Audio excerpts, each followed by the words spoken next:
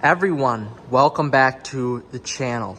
And you may be wondering why I used a German car for my thumbnail. Well, I'm talking about, 3 rules of German car ownership that everyone needs to know. Why is my Jeep SRT on this video? Well, part of me wants to show off my Jeep SRT. I haven't put a lot of love into this vehicle lately, and it needs to have its own little introduction of how awesome and sweet it is.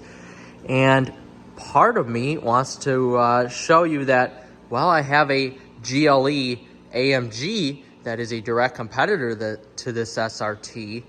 You know, the Jeep is an awesome vehicle, but that GLE AMG that we have is just as awesome in my opinion. So let's go in, sit in this awesome interior here, and talk about my 3 rules to German vehicle ownership. Rule number 1, the most important rule of German car ownership, no matter what kind of vehicle you have. It could be a BMW 328i, it could be a Mercedes-Benz GLA 250, it could be the most basic model of the German car line, or it could be the most expensive. And this is coming from now recent experience and prior experience. Buy the extended warranty, whether it's a third-party extended warranty or at the dealership.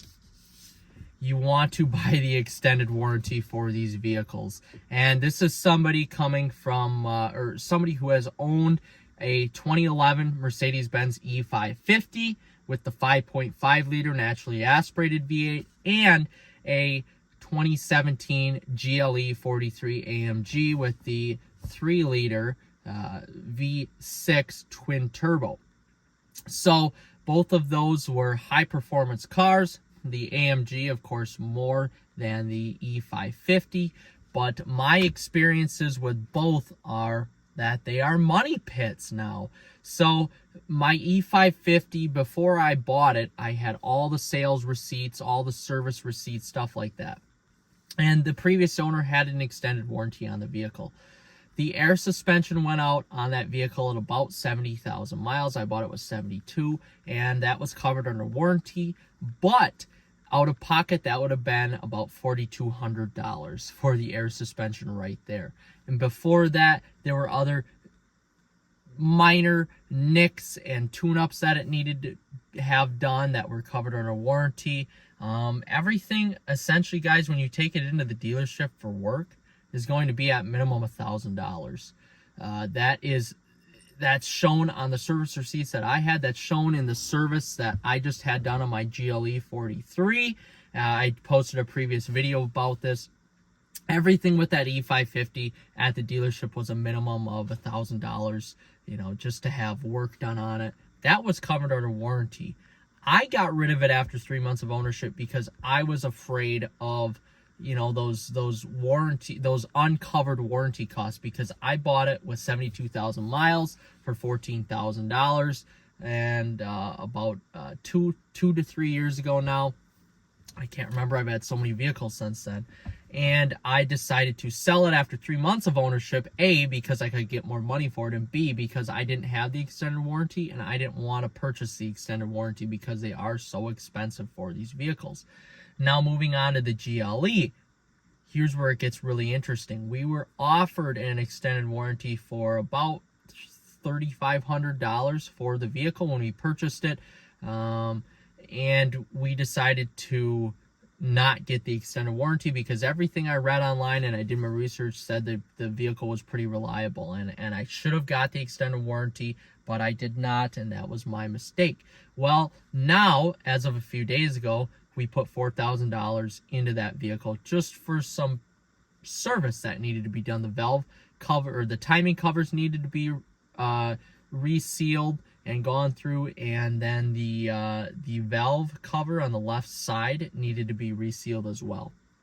So all of that together at the dealership was about $4,000. Again, guys, this vehicle only has 60,000 miles on it. It's a 2017.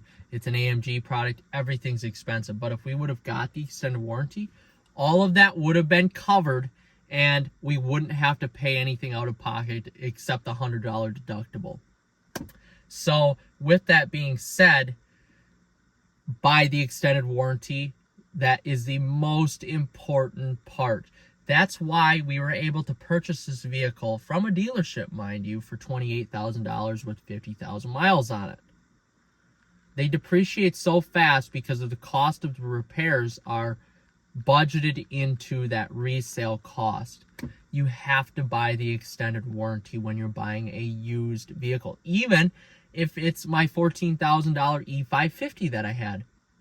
If I would have kept that, I would have bought the extended warranty for it, because you could easily excess the price of the vehicle just in repairs, air suspension, valve covers, timing covers, head gaskets, stuff like that. Anything you do at the dealership is expensive. And my one of my good buddies, who is a shop owner, just an independent shop owner, he was not willing to work on German vehicles like that. So buy the extended warranty. You have to budget for those costs. It's unbelievable how much everything costs for the German vehicles, and especially if you do your work at the dealership, buy the extended warranty. Everyone needs to do this. Number 2, we're on to number 2 now. Everything you do with a German vehicle is more expensive, whether it's tires, brakes, rotors, oil changes, especially oil changes, gasoline. All the normal maintenance items are more expensive. Keep that in mind. Budget your money.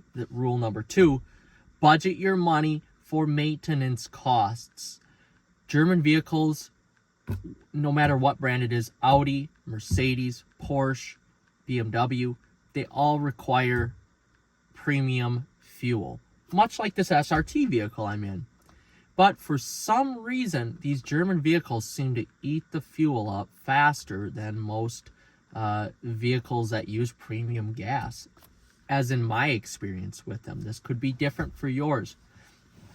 Budget your money out for higher maintenance costs. Oil changes, just for a B service on my Mercedes at the dealership, is right around $300 to $400. The oil change itself was about $250. An oil change for this SRT, for example, with the 6.4 liter Hemi, is about $140. Just to put that into perspective. Gasoline costs are more. Every time you fill up the tank in the GLE, it's about, with premium right now hovering around $4 a gallon, it's about $90, give or take, depending on the price and depending, if you're running on E or not. Normal service, rotors, very expensive. Pads, very expensive. Everything to do with the normal maintenance is expensive. You have to budget out at least $2,000 a year. Maybe you could get by with $1,500 for normal maintenance items. And that includes, just your typical inspections, anything like that. Now, if you want to include gas in there, you have to budget out, I would say, just as we drive our GLE about 10,000 miles a year, probably closer to 12, you have to budget out about $6,000 for your normal oil changes and your gasoline costs. You have to budget that stuff out. That's super, super important. Everyone thinks owning a German car is no different than owning a Cadillac or a higher end Jeep. Products like that in America, Lincoln, stuff like that are a little bit higher spec. No, it's more expensive. Trust me. I know from experience, it's more expensive. Number 3, and the final rule of German car ownership. The final rule, number 3. Respect your vehicle and it will respect you back.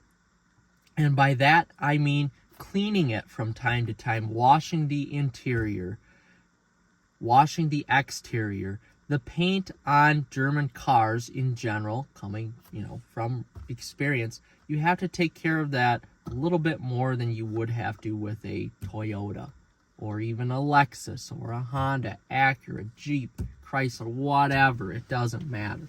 That is important to do. You know, you have to wash your car once a week, especially the bottom parts of German cars. A lot of them, such as Mercedes-Benz, even the older ones, are prone to, you know, subframe rot, stuff like that. Take care of your car. It will take care of you. The interior. A lot of German cars now, especially the higher end models, are using real leather still. So you want to take care of that product. Similar to this option SRT Nappa leather. Some of those leathers come standard in a lot of those German cars. You need to take care of the interior.